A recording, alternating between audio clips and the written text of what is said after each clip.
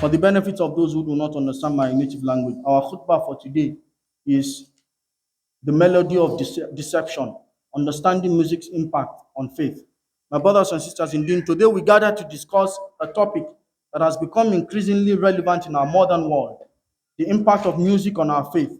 As Muslims, it is essential for us to understand the potential dangers that music can pose to our spiritual lives and to seek guidance from the Quran and the Hadith. Allah subhanahu wa ta'ala said in the Quran in Surah Al-Luqman, chapter 31, verse 6, Allah subhanahu wa ta'ala said, وَمِنَ النَّاسِ مَنْ يَشْتَرِي لَهْوَ الْحَدِيثِ لِيُضِلَّ عن سبيل الله بغير علم ويتخذها هزوا أولئك لهم عذاب مهين. In this noble verse of the Quran, Allah subhanahu wa ta'ala said, وَمِنَ النَّاسِ مَنْ يَشْتَرِي لَهْوَ الْحَدِيثِ. And he said, and of the people is he who buys the amusement of speech, لِيُضِلَّ عَنْ سَبِيلِ اللَّهِ, to mislead people from the path of Allah subhanahu wa ta'ala, بِغَيْرِ عِلْمٍ, without their what? Without knowledge, without their knowledge. وَيَتَّخِذَهَا هُزُوًا. And what? And who takes it? He takes that is the way of Allah, the message, and all the things that he has been told about Allah, and the message is the revelation, the ayah, and he takes it for a joke. Then Allah subhanahu wa ta'ala, أُولَٰئِكَ لَهُمْ عَذَابٌ مُهِينٌ. Then those will have a humiliating punishment. So Allah subhanahu wa ta'ala is telling us in this verse, مِنَ النَّاسِ مَنْ يَشْتَرِي لَهْوَ الْحَدِيثِ. And of those what? Of mankind, of those what? There is of mankind, those who buy the amusement of speech. What is the amusement of speech that we buy? It is music. It is music you pay for. You have so many streaming platforms for music. You pay for the music, you buy it there, you subscribe, you pay for it. There's an amount to pay monthly so that you can have access to the music. And when there is a concert and you hear a musician is organizing a concert here and you still go there to pay for it, then you also have it. You have it downloaded on your phone, on your mobile phone. You have it downloaded on your computer. You have it on you connect it to the MP in your car and so on, and you hear it all the time. And every time you are paying to listen to it, because music is what is always being paid to listen to. If it is the Quran, you can listen to the Quran for free. Go on the internet, you can search, you can download any app and listen to any reciter, any riwayah you want to listen to, any qira'ah, any qari, any reciter you want to listen to. You have the opportunity. You can go online, you can easily get information. But when it comes to music, you hear you need premium. You have to pay for the premium so that you can get music, so that you can get access to the music. So what is it that we pay for? It is music. Because even in the past, when we do not have streaming platforms, you see people calling musicians to come and sing to entertain them, and they pay them. But when you need somebody to read Quran for you, you do not need to pay him. On several occasions, some of us have gotten invitation to come and recite Quran at an event, and we are not charging anything. But if it is a musician, you can't call a musician to come and sing for you at an event without paying. Except maybe he's trying to use it to promote. So what Allah is saying that what? وَمِنَ النَّاسِ مَنْ يَشْتَرِي لَهْوَ الْحَدِيثِ. So those who what? Who buy the amusement of speech, and that amusement of speech is music. And what kind of speech are they saying? The speech that has no what? Benefit. A speech that if you listen to it, there's no benefit for you. It will only make you to what? To commit sin, because of the words, because of the lyrics. Many of the music we listen today, when you pay attention to the lyrics, you will know that these musics are not passing positive messages to us.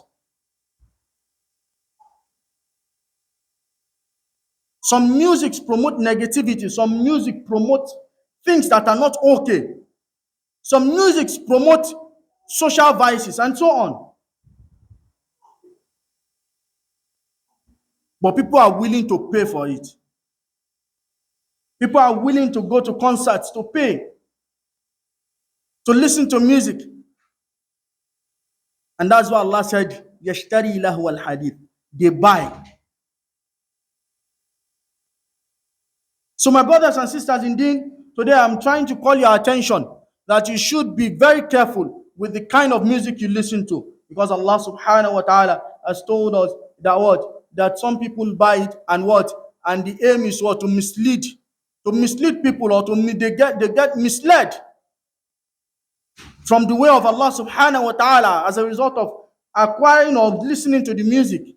And that is what is happening today. May Allah subhanahu wa ta'ala save us and guide us. My brothers and sisters in deen, when you listen to music, what is the effect?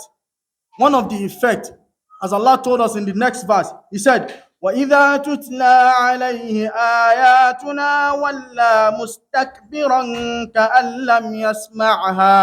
كأن لم يسمعها كأن في أذنيه وقرا فبشره بعذاب أليم. He said, وَإِذَا تُتْلَى عَلَيْهِ آيَاتُنَا, and when our verses are recited to him, وَلَّى مُسْتَكْبِرًا, he turns away, mustakbiran, arrogantly, كأن لم يسمعها, as if he had not heard them, كأن في أذنيه وقرا, as if there was deafness in his ear, as if he is deaf.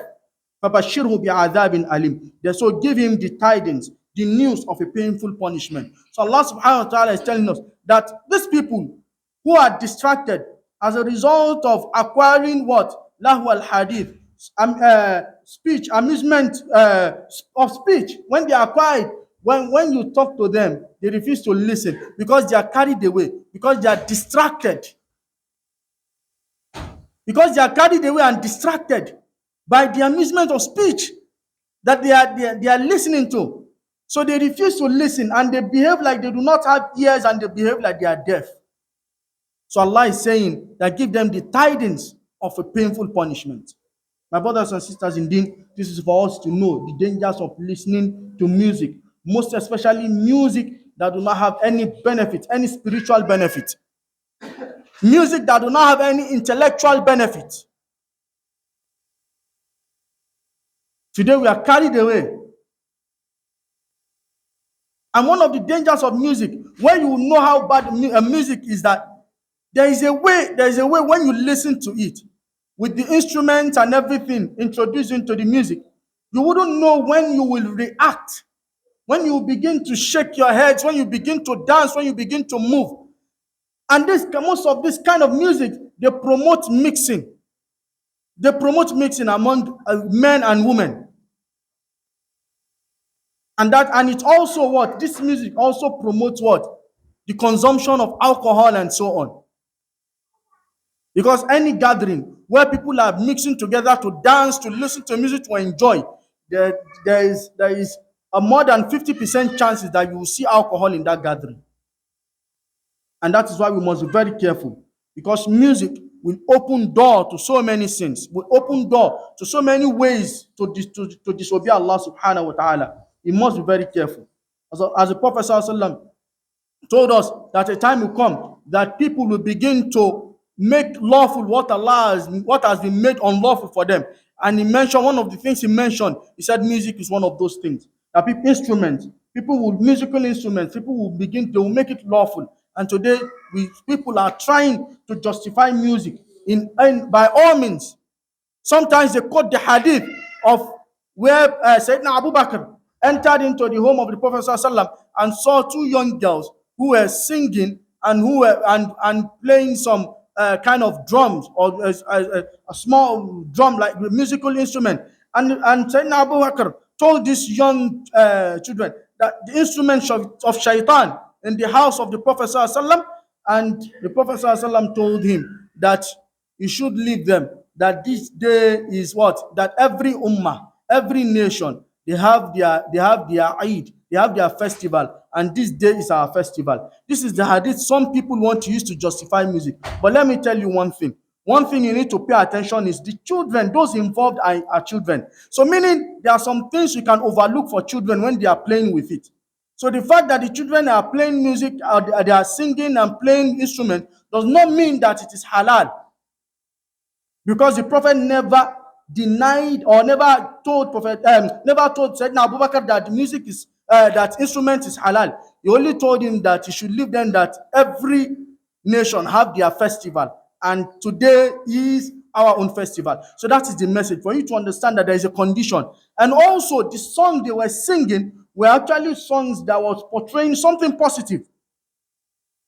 So they were singing, they were singing something that is bad, that passes negative things, or that promotes things that are not okay, or indecency. No, they were saying something positive. They were singing something positive, and for that reason, they were what the Prophet ﷺ asked him to overlook. So we should consider that. So we shouldn't use that as a basis to promote music and say music is halal for us.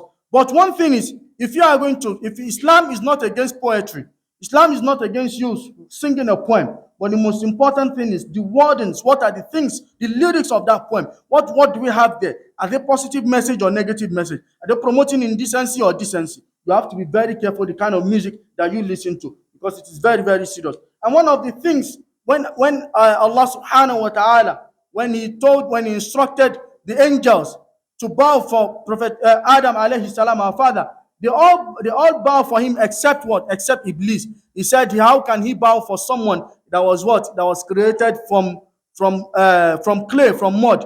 Then during that conversation, Allah he told Allah that he is going to mislead all the descendants of Prophet Adam, and except for few who will not be misled, maybe due to their level of iman.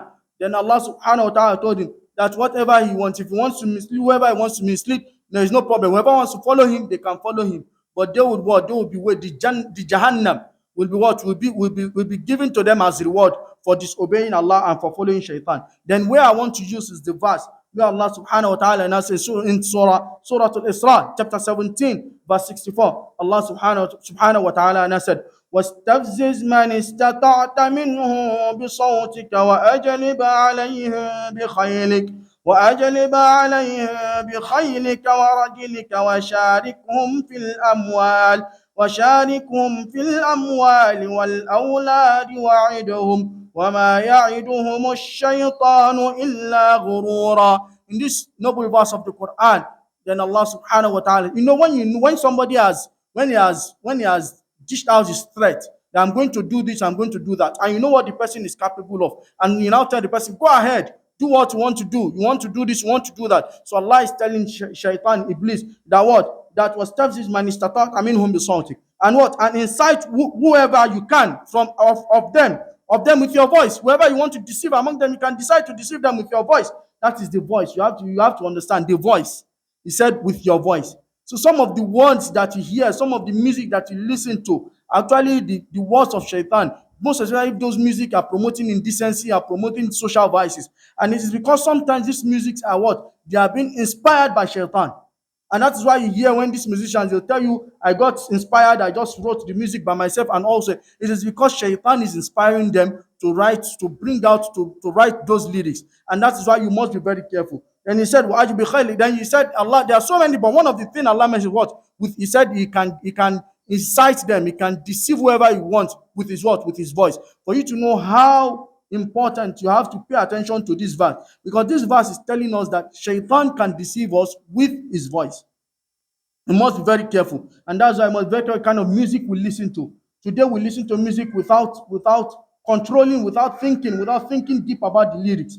And some of this music, they take us far away from Allah subhanahu wa ta'ala. Sometimes we don't even understand the language, but we sing along and we don't know what. I remembered when we were very young, sometimes some of us were able to memorize some of this. When we watch these Indian movies, you get to the extent you sing some of the music, but we don't know the meaning. So when we started growing up, we started being very careful and cautious of listening or singing some of those music, because you don't know what they are promoting in those music, because it is a language you do not understand. So you must be very careful with the kind of music you listen to. And how do you cope? One of the things you can do to save yourself from listening or to avoid this music is to remember Allah subhanahu wa ta'ala. Because Allah subhanahu wa ta'ala said, Ala bi dhikrillahi tatma'innul qulub. It is in the remembrance of Allah that the hearts find comfort. So try as much as possible to remember Allah at all times, so that you will get comfort. And sometimes people say they cope with music, that music is like therapy. Music is not a therapy for you. It is Shaitan that is giving you that illusion that music is a therapy. Just the same way some people feel alcohol is a therapy. Just the same way some people think they have to take drugs. Hard drugs are therapy for them. So you have to be very careful what you regard as therapy. Your best therapy is what? It's the Quran. You should read the Quran, listen to it as well. May Allah subhanahu wa ta'ala guide us and make it easy for us. My brothers, let us try as much, brothers and sisters in it, let us try as much as possible to follow the teachings of this khutbah. May Allah subhanahu wa ta'ala guide us. Ibad Allah. إن الله يأمر بالعدل والإحسان وإيتاء ذي القربى وينهى عن الفحشاء والمنكر والبغي يعظكم لعلكم تذكرون فاذكروا الله العظيم الجليل يذكركم واشكروه على آلائه ونعمه يزدكم ولذكر الله أكبر والله يعلم ما تصنعون قوموا إلى الصلاة يرحمكم الله.